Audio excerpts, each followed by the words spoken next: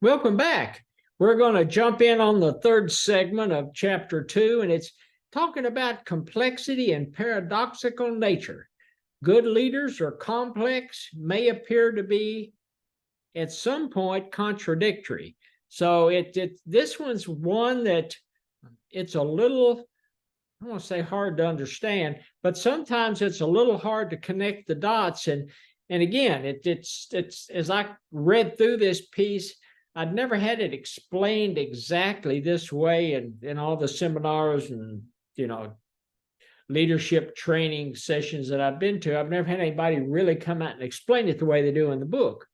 And it talks about a paradox, and it says seemingly contradicting elements that exist simultaneously and appear to be logical when considered in isolation. But those elements will at first glance also seem irrational, inconsistent, and even absurd when juxtaposed. So I think one thing it talks about hold accountable with good rapport. And sometimes as a leader, it gets a little tough when you're trying to hold individuals accountable, but do it in such a way that it doesn't completely defeat their drive and their desire. I mean, everybody makes mistakes in life, and especially in the business world, you're making mistakes. So you hold people accountable. They may not have done it the way, they may not have completed a project the way you would have, and you want them to hold them accountable, but you don't want to deflate their desire and their enthusiasm.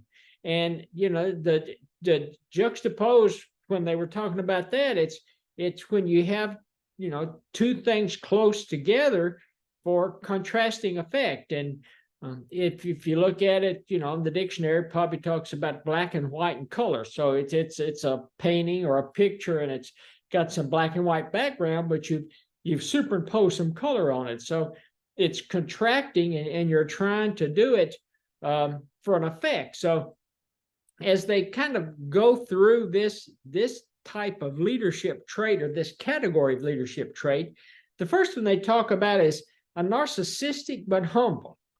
And it talks about a leader being self-absorbed, demands attention, adulation from others. And it's kind of, they slide into, they call it the dark side of leadership. And it can be a dark side of leadership. They're motivated to make decisions and lead others. They see themselves as natural leaders. They're bold in their vision and strategy. They're productive. Narcissists. They are great, but contend that others are great too. So it's kind of it's that paradox. It's like, yeah, I'm great, but oh, you're great also. It is a paradox that sometimes throws followers off. And sometimes it's hard not only for followers to deal with, but if you're in a leadership position, even your next row down of like middle management, it throws them off too. And sometimes they have really hard time connecting the dots. And it drives production and efficiency. So narcissist, it is a paradox, and it really can get confusing in a style of leadership. So just have to be careful in the way that you're managing your team. And then, the second one, they talk about gaining control by giving up control.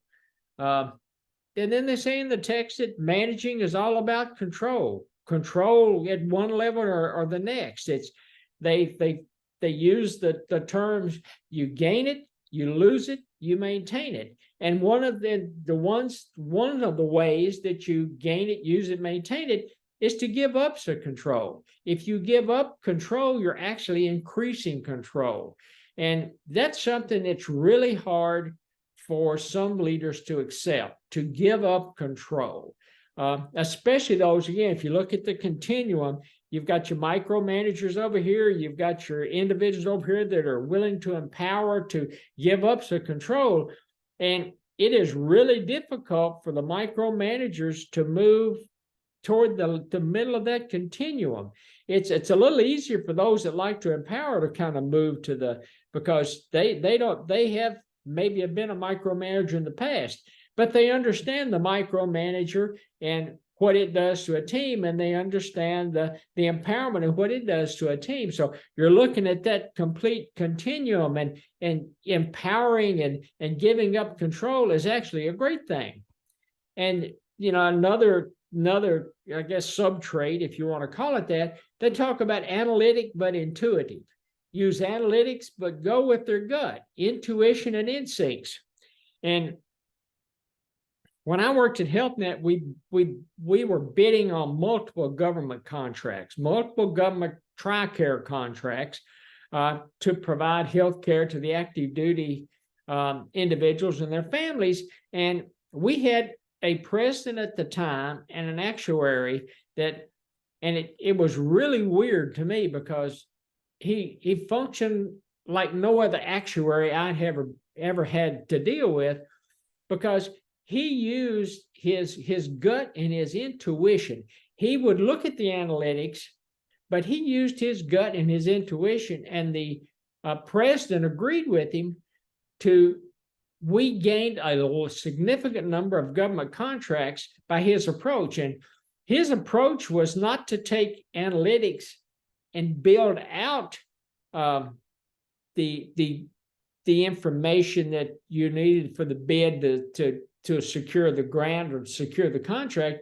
His was more like writing a dissertation or a thesis. He knew what the analytics were, and he knew what the endpoint should be, and especially on the price of the endpoint. And so he took and he developed the price based on his gut on what it was going to take to secure that contract. And then we worked backwards from the price. Again, kind of like some individuals, and actually like a lot of us, when we were doing dissertations or maybe writing thesis, you knew the starting point and the end point, and you kind of work backwards from the end point. And that's the way he did, and made things extremely successful from a senior management perspective in bidding on these government contracts. And then the last one, and one I really like, I guess I'm not sure I ever wanted to be James Dean, but I liked James Dean as an actor, and especially his movie Rebel Without a Cause. And they talk about rebel but with a cause, and rebels but with a cause, and they have vision and goals.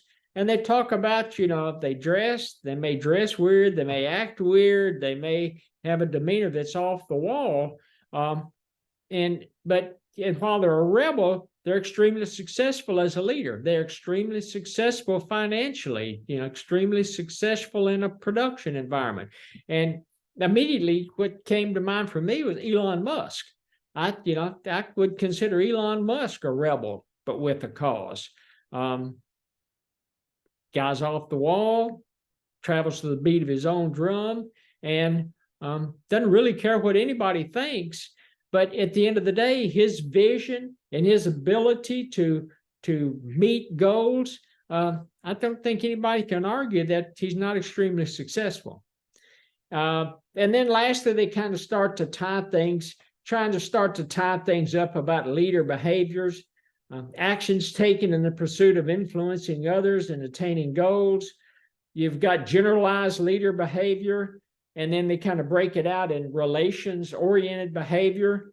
In relations-oriented behavior is respecting ideas and feelings, establishing trust, resolving personal and interpersonal problems, and that's part of being a good leader, is trying to build these relations-oriented behavior traits.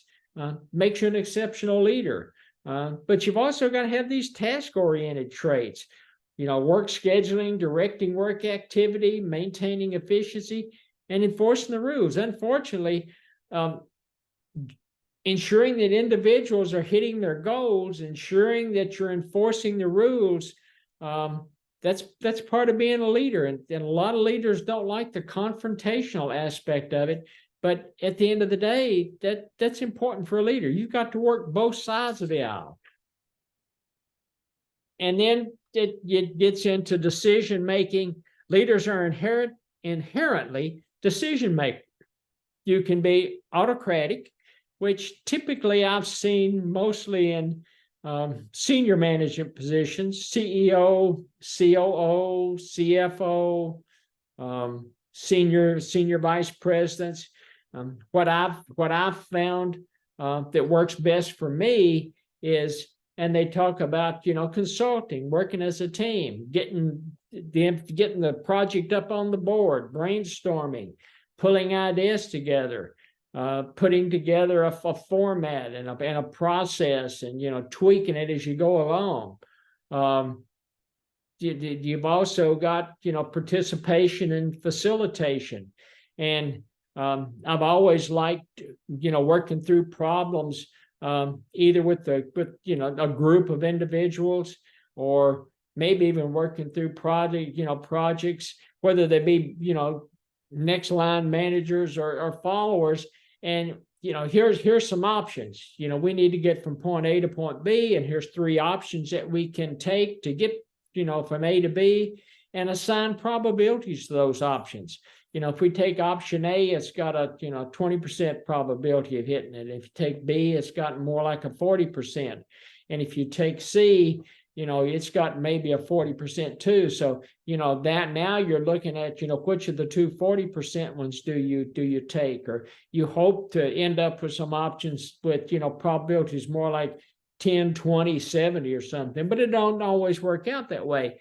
And then lastly, you can just delegate, and, delegate, but provide advice and support. And I did, typically take that approach, especially if individuals have sat down with me and discussed that, they would like to move up the ladder, especially, climb that corporate ladder and get more into leadership and management. And I'm, more than happy to sit down with them and give them special projects to work on, just to see how they approach it.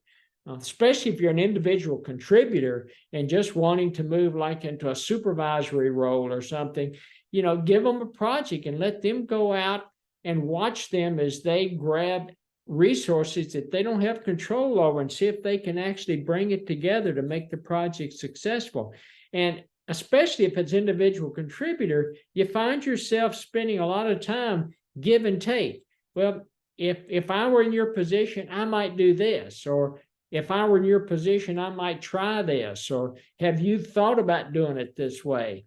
Or they come back to you and say, here's some ideas I've got, do you think they will work? And so before they go out and try anything, they're looking for some guidance and looking for some support. And it's delegating is a great way to instill confidence in your team, and to give people the opportunity to build those leadership skills.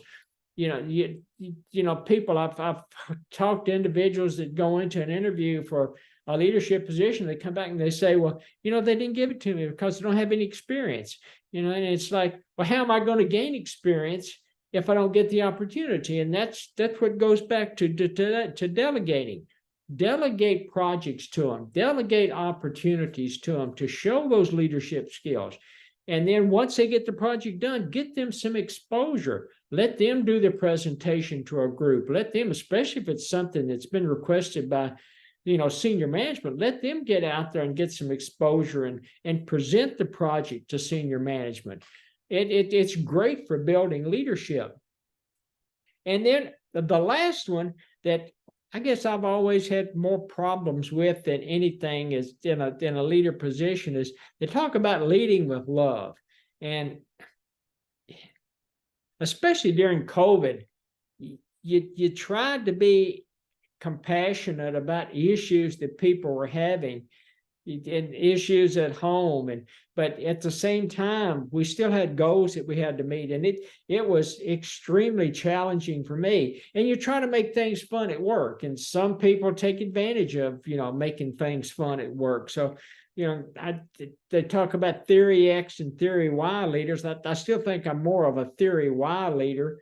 I try to lead, via love and, challenge and get commitment, but sometimes it's a little difficult. And, you may find some of the, maybe one of these leadership traits that we've kind of discussed and they've outlined in chapter 2 to be difficult at best in certain situations. But again, remember, leadership effectiveness, you're talking about leaders, you're talking about followers, and you're talking about context. And so all of these traits may work sometimes and other times they won't. And that's just the process of being a leader. That's just the process we go through. It's give and take. It's, some of it's OJT, on the job training. And we all make mistakes. I mean, trust me, I've made multitude of mistakes over the life of my, experience in leadership type capacities, but it's a learned experience. And what's worked here may not work the next time, or what didn't work the first time, you may get in a different context, a different leadership role, and it knocks it out of the ballpark. So just again, I can't emphasize enough, when you're looking at leadership roles, try to be flexible, try to be open-minded, try to be cognizant of your surroundings and cognizant of the space you're working in and cognizant of the situation that you're faced with. With that, we're going to wind up chapter 2, and the next time we talk, we'll be jumping into chapter 3. Talk to you later. Thank you.